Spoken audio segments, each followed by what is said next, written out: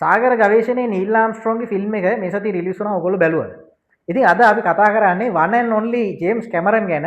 එයාට සාගර ගවේෂණයේ Neil Armstrong කියන්නේ ඇයි කියලා අපි මේ වීඩියෝ එක අවසානයේදී කියන්නම්.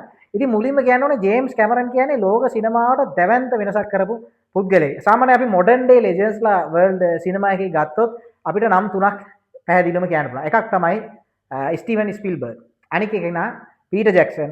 ඊළඟට අපිට එන්නේ ජේම්ස් කැමරන්. ඉතින් මේ තුන්දෙනා අපි ට්‍රිනිටි එකක් විදිහට තමයි දකින්නේ ලෝක සිනමාවේ. එතකොට ජේම්ස් කැමරන් කියන්නේ ඇත්තටම ලෝක සිනමාව සම්පූර්ණයෙන්ම කන පිට ගහපු කෙනෙක්.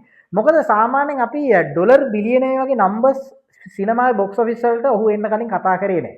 කවුරුත් හිතුවේ නැහැ ඩොලර් බිලියනයක ආදායමක් ෆිල්ම් එකකට ලබන්න පුළුවන් කියලා. හැබැයි ජේම්ස් කැමරන් බිලියනයක් නෙවෙයි ඩොලර් බිලියන දෙකක් බොක්ස් ඔෆිස් වාර්තාව තියපු ටයිටැනික් චිත්‍රපටය නිර්මාණය කරලා ඒ රෙකෝඩ් එක තියෙනවා. ඊට පස්සේ අකණ්ඩව වසර 20 ගාණක් යනකම්ම ඔහුගේ රෙකෝඩ් එක කඩන්න කිසිම කෙනෙකුට පුළුවන් වෙන්නේ නැහැ. ඔහුම තමයි අවතාර් චිත්‍රපටය රිලීස් කරලා ඒ තමන් ටයිටැනික් චිත්‍රපටයෙන් හදපු රෙකෝඩ් එක බ්‍රේක් කරන්නේ. ඊට පස්සේ 2019 දී ඒ රෙකෝඩ් එක බිඳවට්ටනවා රූසෝ බ්‍රදර්ස්ලා end game Avengers end game චිත්‍රපටය තියලා. හැබැයි ඊට පොඩි කාලයක් ගියාට පස්සේ අවතාර් 2 එක ඇවිල්ලා නැවතත් ලෝක සිනමාවේ තමන්ගේ සිහසුන උරුම කරගන්න ජේම්ස් කැමරන්ට පුළුවන් වෙනවා.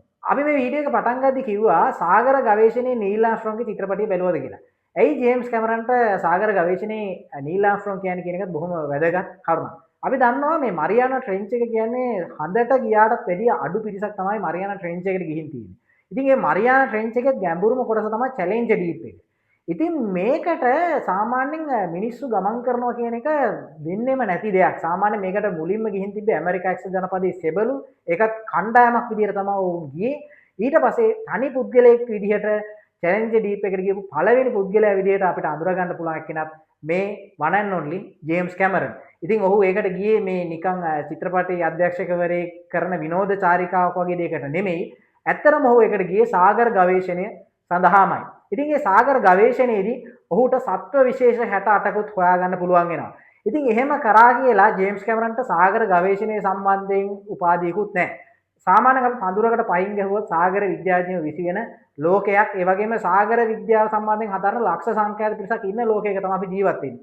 හැබැයි සාගර ගවේෂණයේදී කාටවත් යන්න බැරි වෙච්ච චැලෙන්ජර් ඩීප් එකට ගිහිල්ලා සත්ව විශේෂ 68ක් හොයාගන්න පුළුවන් උනේ සාගර විද්‍යාව සම්බන්ධයෙන් කිසිම පන්තියකට සම්බන්ධ වෙච්ච නැති මේ ලෙජෙන්ඩරි ජේම්ස් කැමරන්.